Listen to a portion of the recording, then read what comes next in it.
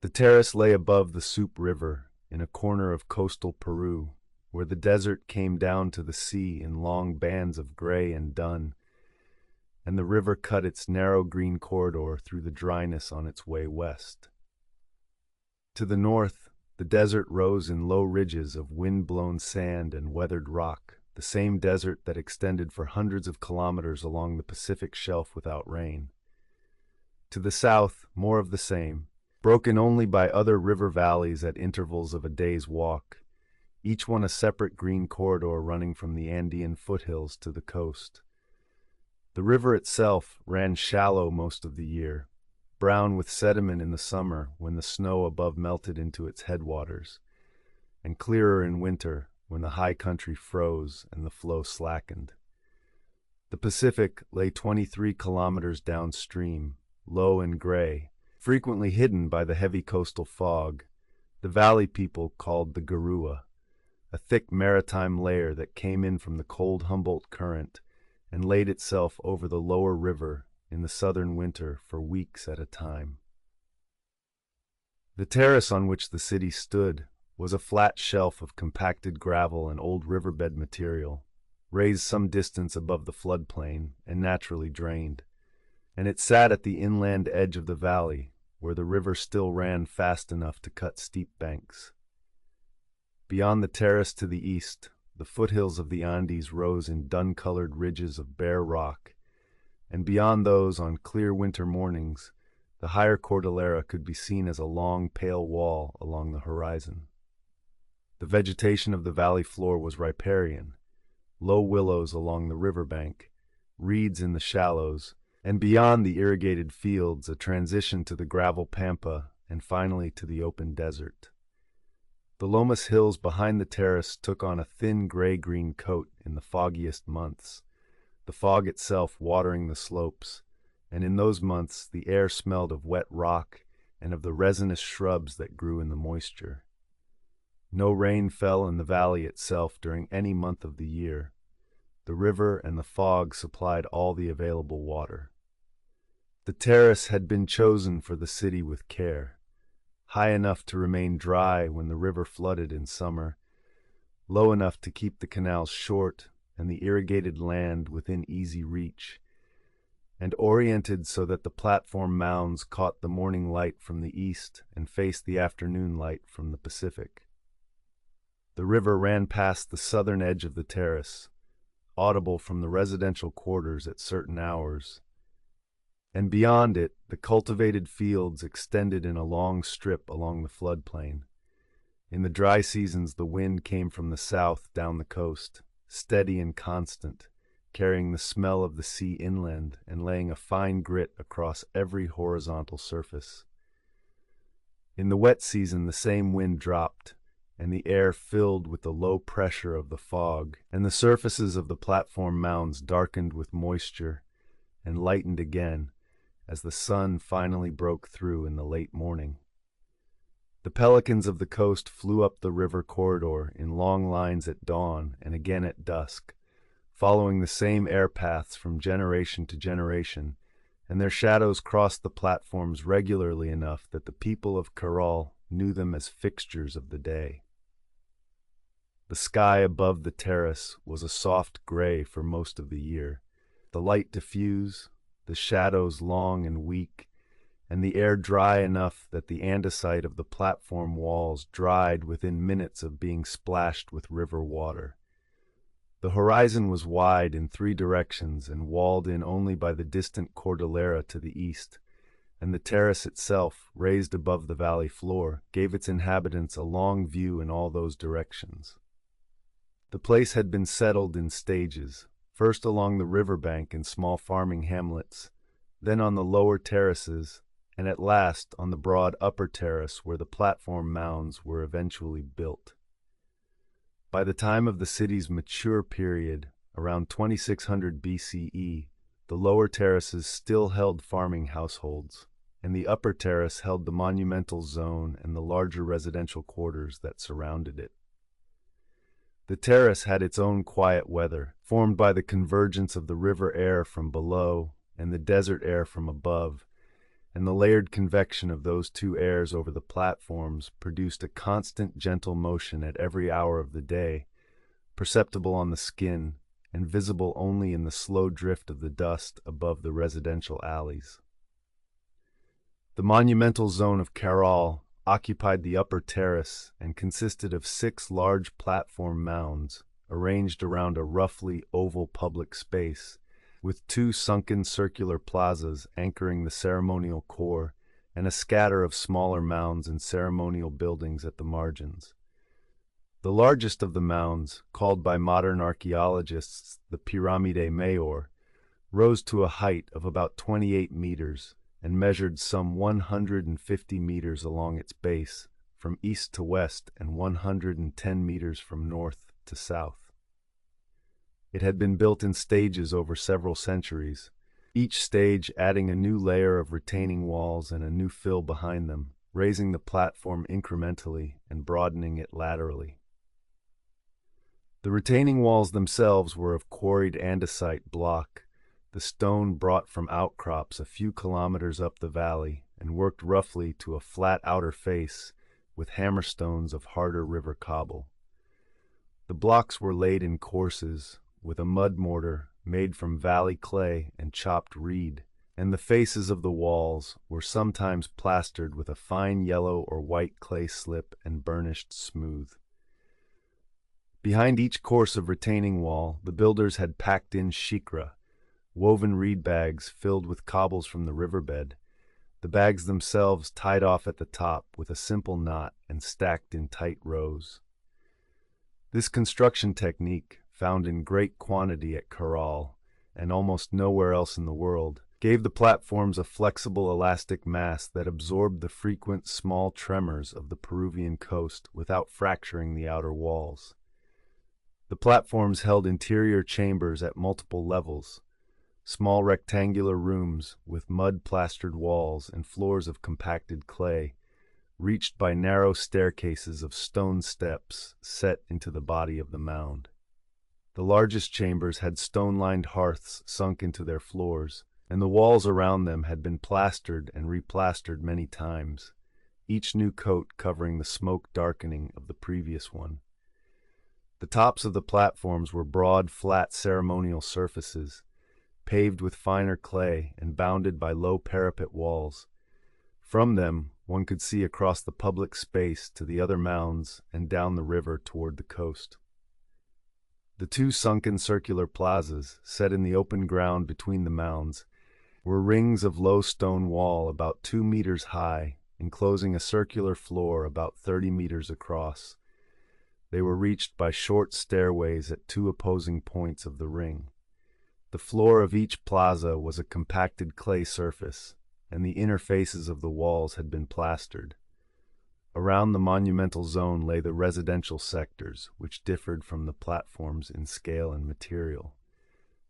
The houses of the residential quarters were rectangular rooms of cane wattle and mud daub, framed in willow posts cut from the riverbank and bound with cotton cordage. Their floors were of compacted river clay. Their roofs were of cane mat laid over light willow joists and weighted with stones at the corners against the steady coastal wind. Houses were grouped in irregular clusters of 4 to 8 rooms, arranged around small interior courtyards that held the cooking hearths and the household storage bins. The walls of the houses were plastered with a pale clay slip and sometimes painted in soft ochres or whites, and the doorways were low rectangular openings without doors, often shielded from the wind by hanging cotton textiles. There were larger residential structures higher on the terrace, with more rooms and finer plaster, generally located closer to the platform mounds. These have been interpreted as elite residences, perhaps associated with the management of the ceremonial calendar or the supervision of the field labor in the valley below. The streets between the residential clusters were narrow, unpaved alleys of compacted gravel, and the alleys curved gently around the contours of the terrace rather than running straight, giving the residential quarters an organic plan in contrast to the careful geometry of the ceremonial core. There were no fortifications of any kind in the city, no defensive walls, no ditches, no watchtowers, no gates. The platforms rose openly from the terrace without enclosure, and the residential sectors merged at their edges into the open desert without a perimeter. There was no central palace, no royal precinct distinguishable from the public buildings, and no inscriptions of any kind on stone or plaster. The city had been built and used without writing, the entire coordination of its construction and its life carried in memory and in spoken instruction across the generations of its occupation. The day began before sunrise with the rekindling of the cooking fires in the small courtyards behind the houses, where a low coal had been kept overnight under a cover of fine ash and was now uncovered and fed with dry willow twigs.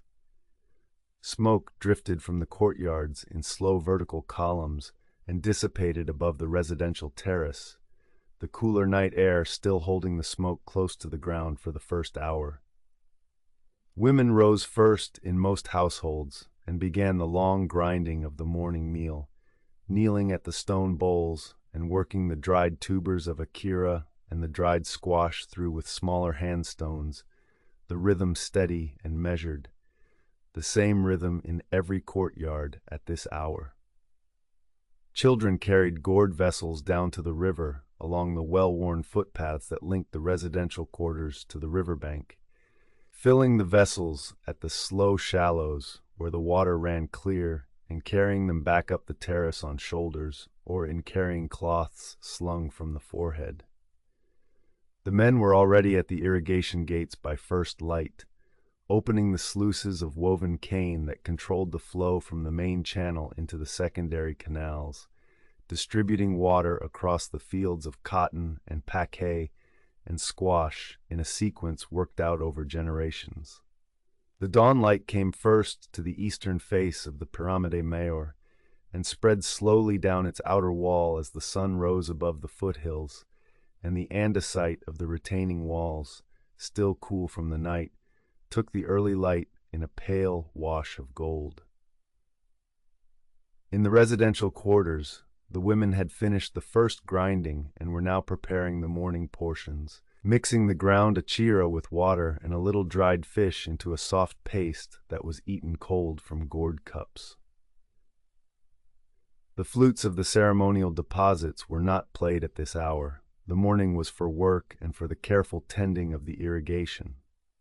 Along the canals, the men walked the lines of the secondary channels, breaking small dams of clay where the water had pooled and rebuilding them at the next section, regulating the flow with a patience that came from long practice. The fields themselves were laid out in long, narrow strips perpendicular to the canals, each strip planted with a single crop, the cotton dominating the lower fields, and the food crops occupying the strips closer to the residential terrace. By mid-morning, the older children were sent to the fields to weed the cotton rows, kneeling between the plants and pulling the desert grasses by hand, the work slow and continuous. The youngest children stayed in the courtyards, watched by the older women, playing with small carved stones and with the discarded ends of cotton thread. In the upper residential sectors closer to the platforms, the day had a different rhythm. The larger households moved more slowly, and their occupants spent the morning hours not in the fields, but in the management of stored goods, in the inspection of the small textile workshops attached to the houses, and in the preparation of the offerings that would be brought to the ceremonial chambers later in the day. The ceremonial precinct itself was quiet in the morning. The platforms stood empty, except for an occasional attendant moving across the broad upper surface or descending the narrow inner stairways. The sunken plazas held no activity at this hour, their floors cool and shadowed.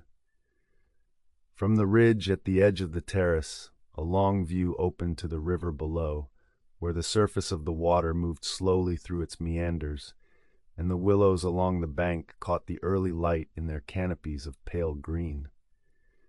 The pelicans, which had passed up the river at dawn, were now somewhere over the Lomas Hills to the east, and the air above the terrace was empty of their long files. The dust of the previous afternoon, settled by the night, had not yet been raised again by the day's wind, and the air over the city was as clear as it would be at any hour.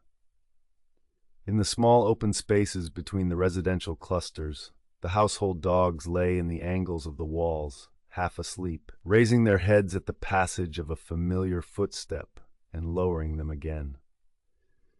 Older men, no longer working in the fields, sat in the doorways of the houses and worked at small tasks of cordage or basketry, splitting reeds and laying the splints out to dry on the ground beside them, their hands moving in the same patterns they had practiced for decades. The smoke from the morning fires rose more slowly now in the warming air, and the layered haze over the residential terrace softened the outlines of the platforms beyond.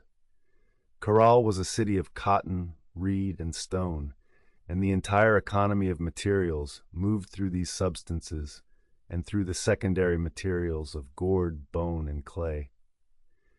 The cotton was grown in the irrigated fields below the city, on land that had been farmed without break for centuries before the platform mounds were raised, and the variety cultivated was the long staple Gossypium barbadense, native to the coastal valleys of Peru. The cotton was picked by hand at the end of the dry season, ginned by hand in the households, and spun on small, clay-weighted spindles into a strong, fine thread, the thread then woven on simple wooden looms into the textiles and into the long fishing nets that were the city's principal trade item with the coast. The reeds came from the riverbank and from the marshy ground at the edge of the cultivated land, cut in long bundles in the dry season, and brought up to the city on the shoulders of the harvesters. Reed had two main uses, woven into the shikra bags that filled the interior of the platforms, and woven into the floor mats and roof mats of the residential houses, with the surplus going to the cordage of the irrigation gates and the carrying cloths of the household. The stone was local andesite, a hard volcanic rock that outcropped along the valley walls, and that was quarried by splitting the natural joints with wooden wedges and harder hammerstones of river cobble. The quarrying was a continuous low-volume operation, since the platforms were extended in stages rather than built all at once. At any given moment, a small crew was at work in the quarries, separating the next set of blocks and rolling them down to the river edge for transport. The river cobble hammerstones themselves came from the stream bed and were collected by the bagful from the shallows below the city. No metal tools of any kind were used in any phase of building or finishing. Neither copper, nor gold, nor silver appears in any archaeological context at Caral, and the city's mature period predates the development of metallurgy in the central Andes by more than 1,000 years. No pottery was made at Caral, and none was imported. The substitute for the pot was the gourd, grown in the same fields as the squash and the cotton, and worked into a wide range of containers: drinking cups, storage vessels, ladles, and small ritual vessels with carved decoration. Gourds were also burned to ash, and the ash mixed with chewed coca leaf in a small bone or stone container, a practice known from later Andean traditions and present at Caral in trace form. Camelid bone from llamas brought from the highlands and pelican bone from the coast supplied the working bone of the city. The bone was cut and ground with stone abraders, drilled with bow-driven flint bits, and polished smooth with sand. The 32 flutes of the great Pyramide Mayor deposit were of pelican and condor wing bone, drilled with 4 or 5 finger holes and polished to a fine gloss. The smaller cornets in other ceremonial deposits were of camelid leg bone, cut at the joint to form the bell and pierced for the mouthpiece. Carved stone effigies, generally small and abstract, were worked from softer stones brought from the higher valleys: greenstone, soapstone, and a soft sandstone that took fine incision. The carved iconography was uniformly geometric, stepped frets, concentric circles, and incised parallel lines, with no clear figurative content. Clay was used in three forms: as mud mortar in the platform walls, as plaster on the inner faces of the walls and the floors of the residential houses, and as the small clay weights for the cotton spindles. No fired clay vessels were made. The clay was used only in unfired form. The fish bones that filled the residential middens, small bones of anchovy and sardine in the tens of thousands, were not themselves a productive material, but their presence in every domestic context shows the scale of the food trade with the coast. Small shell ornaments of spondylus and conus, brought from the warmer waters of Ecuador, were drilled and polished in the elite residences and worn as bead strings or as applique on textiles. None of these materials was new or specifically associated with Caral. What was specific to Caral was the scale of their integration into a single coordinated economy, spanning the inland farms, the coastal fishing settlements, and the longer trade routes up the Pacific Shelf. An integration that emerged in the centuries before the platform mounds were built, and that remained stable for many centuries afterward. The trade economy of Caral linked the inland valley to the Pacific coast and to a longer arc of exchange that stretched south along the Peruvian shelf and north into the warmer waters of present-day Ecuador. The closest and most intense link was the one with the coastal fishing settlement of Aspero, located near the mouth of the Supe River on a low rocky headland above the Pacific. Aspero was the marine partner of Caral, a settlement of perhaps 1,000 people whose economy was built almost entirely on the harvest of anchovy and sardine from the cold Humboldt Current. The two settlements moved goods between them in a regular pattern that left clear archaeological traces in both places. The anchovies and sardines were dried at Aspero on the rocks above the beach, sometimes packed in salt and sometimes simply sun-dried in the steady coastal wind, and then carried inland on the long path along the river. The path itself ran on the south bank of the river through gentle terrain, and a load could be carried by a single person in a day from the coast to the city. At the receiving end, the fish were stored in the household middens and along the edges of the residential courtyards, and they appear in the archaeological record in great quantity. Dense concentrations of small bones, often in the tens of thousands per cubic meter of fill, in every domestic context across the city. The reciprocal flow was cotton fiber, cotton thread, and above all the cotton nets that were the indispensable tool of the coastal fishery.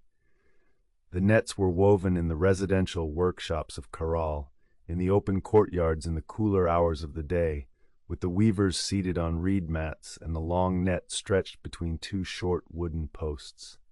A single net could take many weeks to weave and would last several seasons of use at the coast before requiring repair or replacement. The Aspero fishers received the nets in bundles carried down the river path, and the bundles of dried fish moved in the opposite direction along the same path. Beyond the immediate exchange with the coast, Caral participated in a longer arc of trade that brought goods from much farther away. Shell from the warmer Ecuadorian waters reached the city in small but consistent quantities. Beads of red spondylus, white conus, and the smaller polished pieces of strombus, all of them species that did not range as far south as the Peruvian coast, and that must have been carried by a stage-by-stage maritime trade up the Pacific Shelf. The presence of spondylus in particular is significant, since this shell remained an important ritual material throughout later Andean history, associated with water, with fertility, and with the highland rain. Caral is the earliest known Andean site with substantial spondylus deposits. From the highlands to the east came the camelid bone that supplied the bone-working industry, and probably also the soft greenstone of the carved effigies, though the highland roots are less well documented in the archaeology. The trade in coca leaf, which would later become a major commodity of the Andean economy, is attested at Caral in small quantities, as a residue in the gourd containers and in association with the small bone tubes used for the lime ash. Salt was imported from the coastal salt flats north of Aspero.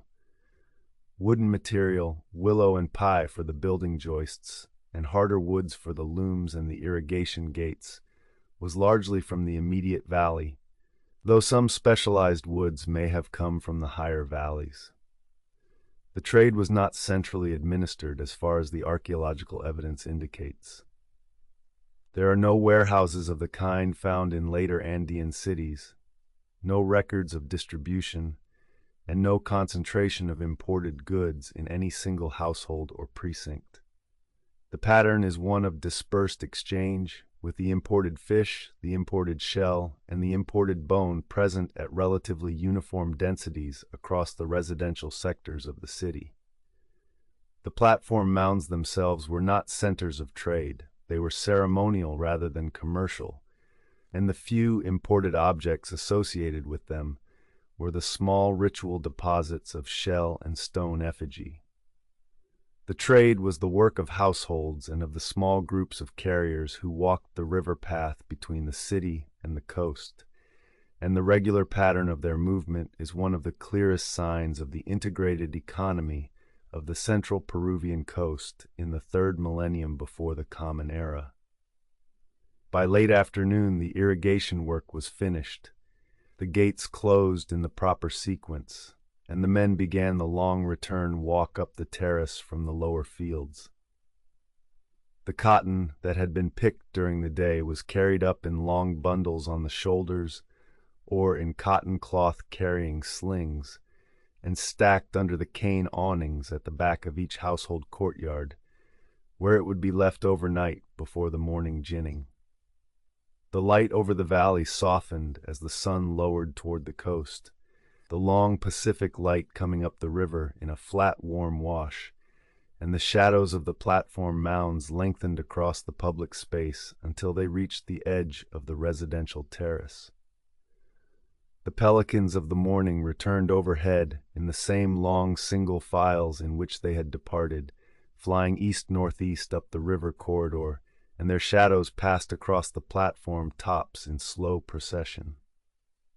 In the residential courtyards, the evening fires were lit again, fed with dry cane stalks and the harder wood of the willow, and the smoke this time rose more slowly through the warmer air. The evening meal was the larger of the day's meals, and the preparation began in the late afternoon. The dried fish from the household stores was set to soak in gourd vessels of river water. The squash was cut into chunks and steamed in covered baskets over the fire, and the acara tubers were roasted directly in the coals at the edge of the hearth. The smells of the cooking spread along the residential alleys and mixed with the smell of the wood smoke and the warmer evening air. The women worked at the spindles in the doorways, taking advantage of the late light to spin the day's gathered cotton into thread. The older men sat in small groups in the open spaces between the houses and worked at the splitting of reeds and the binding of small carrying baskets, talking quietly. The children, who had been at work in the fields or in the courtyards, were now released to play in the alleys and on the lower edges of the public space, and their voices carried up the terrace until full dark. As the light failed, the families gathered in the courtyards around the fires and ate from shared gourd bowls, sitting on reed mats, the meal slow and unhurried. The dried fish and the steamed squash were the staples. Small portions of pie fruit, sweet and pulpy, were eaten afterward, and gourd cups of water from the river finished the meal. In the elite residences higher on the terrace, the same general rhythm held, with slight differences of material, a finer textile on the seating mat, a more elaborate set of carved gourd cups, and with the addition, on some evenings, of low ceremonial music played in the household courtyards. The bone flutes of the ceremonial assemblage were not exclusively kept in the platform chambers. Some were kept in the elite residences and played at evening gatherings, sometimes alone and sometimes in small ensembles of 2 or 3 players. Their sound was low and breathy, with a narrow range and long sustained notes, and it carried across the residential terrace and into the public space between the mounds. In the public space itself, the ceremonial activities of the day were generally concluded by sunset, and the platforms stood empty under the last light, the andesite of their walls returning the warmth of the day's sun to the cooling air.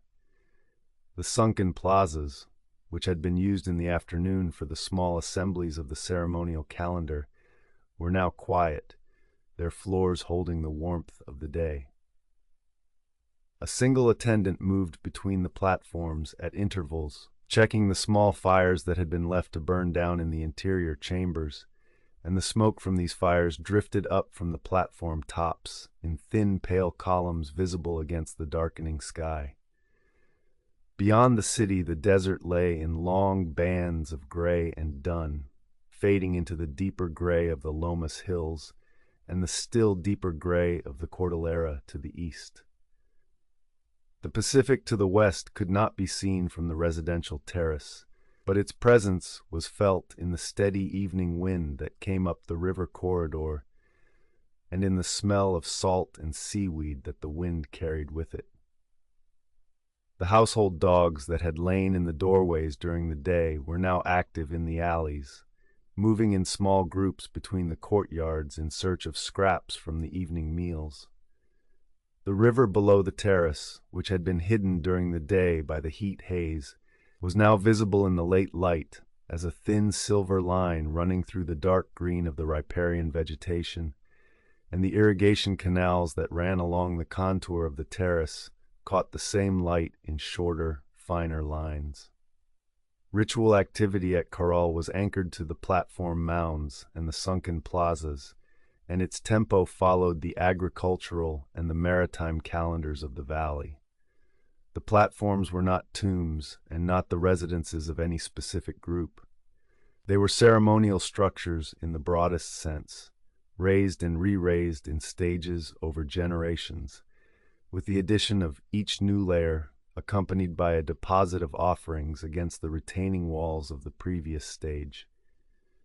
The most recurrent of these offerings were small bundles of cotton textile, sometimes plain and sometimes simply striped, wrapped around a core of carved stone or polished shell and tied with a single length of cotton cordage.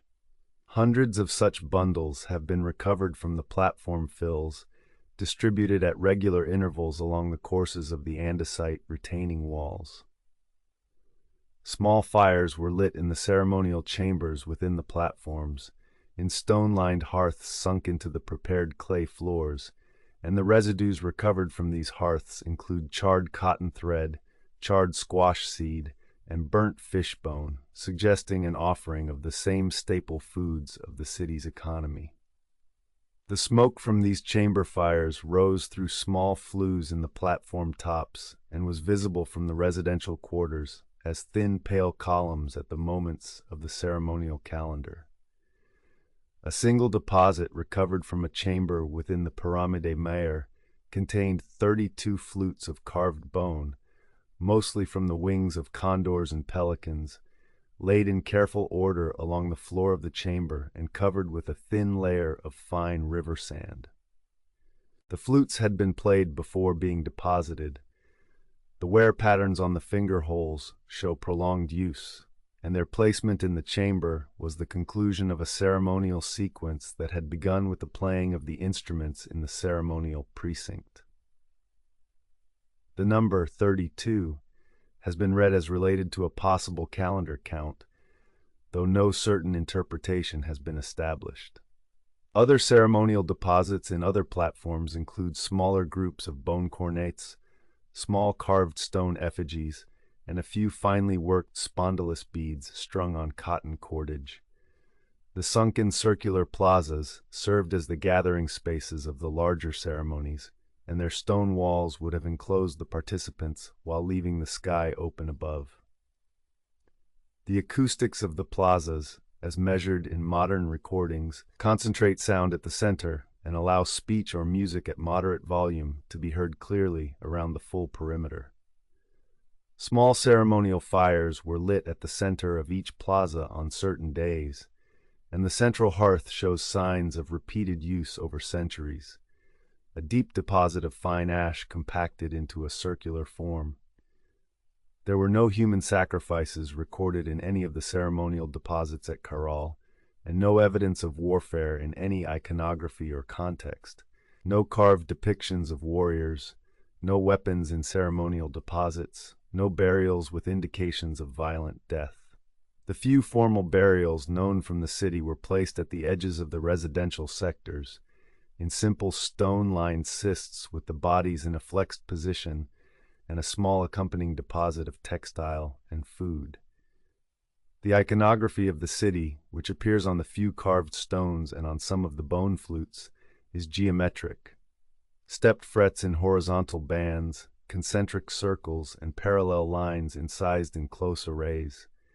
There are no recognizable figures of deities, no portraits of rulers, and no narrative scenes.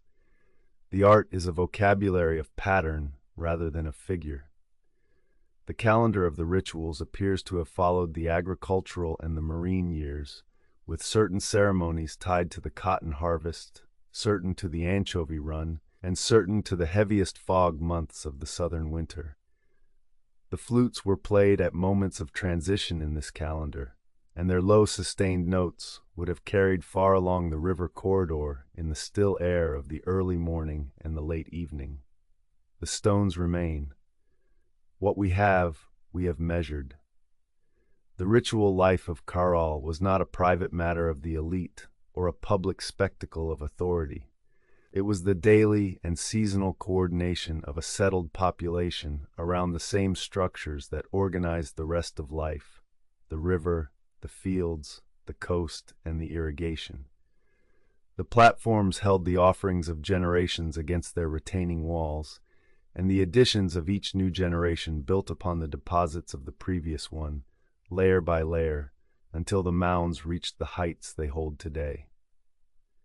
The seasonal rhythm of the valley was governed by two cycles: the cycle of the river, which followed the snowmelt in the high Andes, and the cycle of the fog, which followed the cold currents of the Pacific. The two cycles ran out of phase. The river was highest in the summer months, when the snow above melted into its headwaters and the brown sediment-laden water ran fast through the irrigation channels. The fog was heaviest in the winter months, when the cold Humboldt current pulled a thick maritime layer over the lower valley, and the Lomas hills behind the city took on their gray-green coat from the moisture. No rain fell in the valley itself during any part of the year, and the cotton and the squash and the bean fields below the city depended entirely on the canals and on the moisture that the fog deposited overnight on the Lomas slopes. In the summer, the air over the terrace was dry and clear, the sun strong, the wind from the south steady all day, and the platforms baked in the long light. The cotton was sown in the warmer months on the lower irrigated strips, and the squash was sown alongside it, and the beans were rotated through the same fields in a 2-year cycle that maintained the soil. The river was watched closely in this season, since occasional flash floods could damage the irrigation works. The men checked the gates each morning and reset them as needed against the higher flow. In the late summer, the cotton was picked, in long passes through the rows by the older children and the women. The cotton bolls collected in carrying cloths and brought up to the terrace for ginning. The harvest stretched over several weeks, and the cotton was stacked under the cane awnings of the courtyards as it came in, the stacks growing higher as the harvest proceeded. In the autumn, the cotton was ginned and spun and woven into thread and into the long nets, and the nets were bundled and carried down to the coast in the regular pattern of exchange. The squash and the beans were dried and stored in the household bins, and the pacay fruit was eaten fresh in its short window of ripeness. In the winter, the fog came in heavy from the Pacific, a thick maritime layer that lay over the lower valley for weeks at a time and watered the Loma's slopes without ever bringing rain to the floor of the valley. The light under the fog was a soft uniform gray, and the platforms took on the moisture and darkened, the andesite of the retaining walls becoming a deeper gray-black until the sun finally broke through in the late morning and the walls lightened again as they dried. The river ran lower in the winter, clearer and slower, and the irrigation work slackened with it. This was the season of the longer ceremonial calendar, when the flutes were played more often in the platform chambers, and the sunken plazas were used more frequently for the gatherings of the city's adult population. It was also the season of the heaviest anchovy harvests at the coast, when the cold current ran strong and the schools of fish were dense along the shore, and the bundles of dried fish came up the river path in increased quantity. In the spring the fog began to thin, and the cotton was sown again in the lower fields, and the cycle of the year resumed. The seasonal rhythm was steady in most years and disrupted in a few. Every few decades a warm water incursion came up the Pacific shelf from the equator, a phenomenon now called El Niño, and the cold Humboldt Current was displaced and the anchovy schools moved away from the shore. In those years the coastal fishery failed, and the bundles of dried fish that normally came up the river path arrived in greatly reduced numbers or not at all. The same warm water years brought heavier rainfall in the highlands and stronger summer floods in the river, and the irrigation works in the valley were damaged and required rebuilding.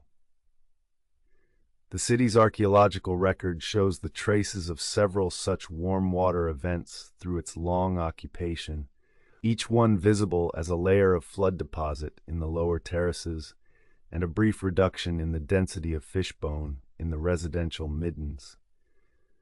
Between these disruptive events, the cycle ran smoothly for long stretches of decades or even centuries, and the city's population grew slowly and steadily through these stretches. The platform mounds, raised in stages, recorded the rhythm of the city's prosperity in their successive layers. The larger and finer stages corresponding to the long stable periods, the smaller and less elaborate stages corresponding to the recovery years after the warm water disruptions. The river, the fog, and the warm water incursions together set the long pattern of the city's life, and the population worked within that pattern rather than against it.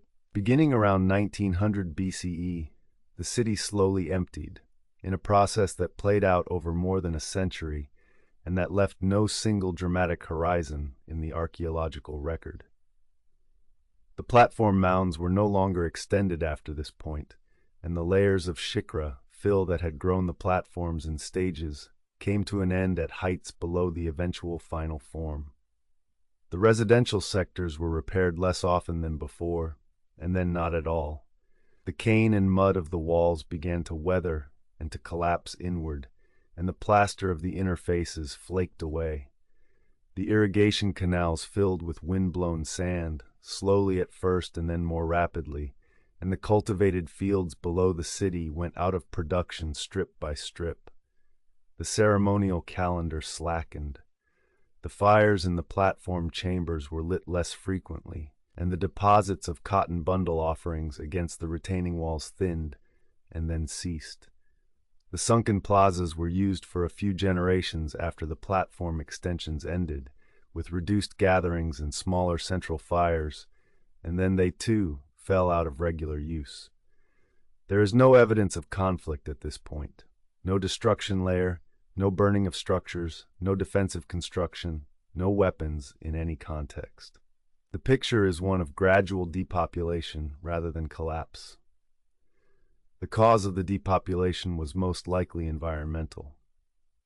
Stratigraphic evidence from the Soup Valley and from the neighboring coastal valleys shows a series of strong warm water events beginning around this period, accompanied by repeated flash flooding of the river, by major disruption of the anchovy fishery at the coast, and by the deposition of thick layers of flood sediment across the lower terraces of the valley.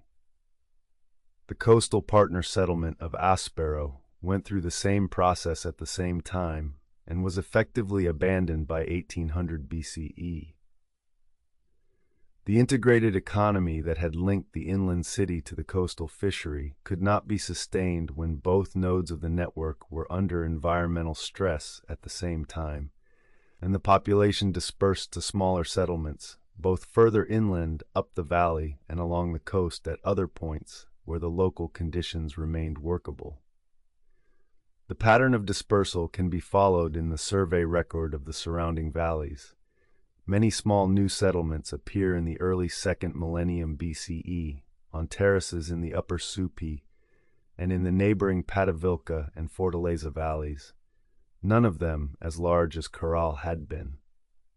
None of them with the same scale of ceremonial architecture, but together accounting for a population roughly equivalent to what Caral had supported at its peak. The platform mounds themselves were not actively dismantled. They were left standing, gradually weathered by the wind and by the occasional flood, and slowly buried under wind-blown sand and the accumulated dust of centuries. The Chico construction held up well to the weathering. The andesite retaining walls separated along their mud-mortar joints, but kept their general form. The interior chambers filled gradually with collapsed plaster and with the same wind-blown sand. By 1800 BCE, the platform stood empty. The residential walls had collapsed inward into low mounds. The canals were buried in sand, and the population that had built and maintained the city was no longer present. The valley was not unoccupied, but the city as such had ceased to function. The cultural traditions that had been developed at Caral, the Chico construction, the cotton and net exchange with the coast, the bone flute music, the geometric iconography, the absence of warfare in ceremonial contexts, were carried by the dispersed population to the smaller settlements and to other valleys along the coast. Many of these traditions can be traced forward through the archaeological record into later Andean periods, where they appear in modified form in the cultures that succeeded the Norte Chico. The integrated coastal economy that Caral had developed was not erased in the dispersal. It was reorganized at smaller scales and eventually rebuilt in larger forms by later Andean societies. The city itself, however, was not reoccupied. The terrace stood empty after the final dispersal, and the platforms slowly settled into the form in which they remained for the next 4,000 years. The terrace is open desert again, dry and wind-scoured, the platforms standing as gentle pyramidal hills under the same gray Pacific sky that has hung over the valley for 4,000 years. The retaining walls of the Pyramida Mayor have been consolidated and partly refaced where the andesite courses had collapsed outward. The original lines of the wall are now visible from the public space below as a series of stepped horizontal bands of stone, lighter than the wind-deposited fill that surrounds them. The interior chambers of the mound have been excavated to their original floors and stabilized with thin wooden supports, and the stone-lined hearths sunk into the clay floors are visible as small dark circles in the otherwise pale surface. The sunken plazas have been cleared of their accumulated sand and excavated to their original surfaces. The low stone walls that enclose them have been reset where necessary, and the short stairways that reach the central floor are again usable. The residential sectors have been less fully excavated, since the cane and mud walls did not survive the 4,000 years of weathering, and what remains of them is visible mainly as low rectangular outlines in the surface of the terrace, marked out for the visitor by lines of small stones. The 32 flute deposit from the Pyramid Mayor has been removed for conservation and is held in a regional museum. Reproductions are now on display at the Site Interpretation Center near the lower edge of the terrace. The other ceremonial deposits, including the bundled cotton textiles and the small carved stone effigies, are similarly held in conservation. The river still runs along the southern edge of the terrace, in the same channel it ran in during the city's occupation, and the willows along the bank are still in place. The fields below the terrace have been farmed continuously by the modern inhabitants of the valley for many centuries, with crops that now include corn, alfalfa, and seasonal cotton, watered by canals that follow much the same lines as the irrigation system of the city. The pelicans still pass up the river corridor at dawn and dusk in the same long files, following the same paths their ancestors followed when the platform mounds were active. The Lomas Hills behind the terrace still take on their thin gray-green coat in the foggiest months of the southern winter, and the cold Humboldt Current still runs strong along the coast in those months, and the warm water incursions still come up the Pacific Shelf at intervals of decades. The archaeological work at Caral began in the early 1990s under the direction of the Peruvian archaeologist Ruth Shady Solis, and has continued since then under the auspices of the Zona Arqueológica Caral.